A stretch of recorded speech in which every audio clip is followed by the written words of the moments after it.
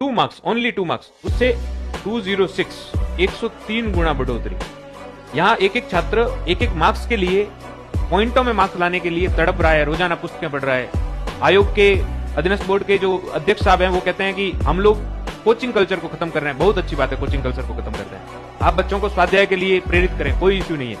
आप बच्चों को ये भी बोलें कि आप अच्छी किताबें पढ़ें, कोई दिक्कत नहीं है। लेकिन उन अच्छी किताबों के आड़ में बच्चा केवल ये सोचता रहे कि मेरा सिलेक्शन इसलिए नहीं हुआ क्योंकि फलानी फलानी पुस्तक में पढ़ना भूल गया था, और उसके बाद में इस तरीके के घोटाले सामने आए, तो ये कितनी बड़ी एरर है। क्या ये एरर ऑफ जजमेंट नहीं है कि आप खुद तय नहीं कर पा रहे हैं कि मुझे इस समय में क्या बयान देना चाहिए? क्या ये एरर ऑफ जजमेंट नहीं है कि संस्थान का जो सबसे बड़ा, इस सूबे का सबसे बड़ा जो आदमी है वो ये कह रहा है कि हम भर्ती प्रक्रियाओं को ठीक से करा रहे हैं?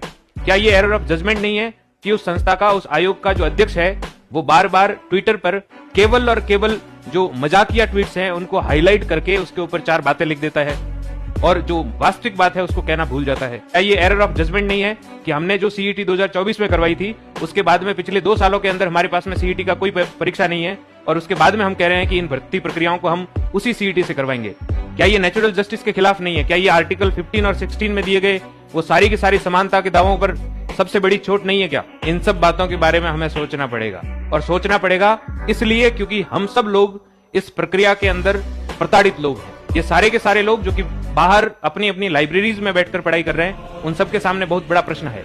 और प्रश्न न केवल जीवन यापन का है, प्रश्न है अपनी सामाजिक स्थिरता को खोने का, अपनी मानसिक स्थिरता को खोने का, और स्वयं के अंदर इस भय को पालने का कि वो बहुत ज्यादा इंफीरियर है, कि उसको कुछ भी नहीं आता, कि उसने पिछले लंबे समय से परीक्षाओं की तैयारी की, हर बार वो डॉक्यूमेंट वेरिफिकेशन करवाता है और उसके बाद में भी उसका सिलेक्शन नहीं हो रहा। हमें तय करनी पड़ेगी अपनी जिम्मेदारी।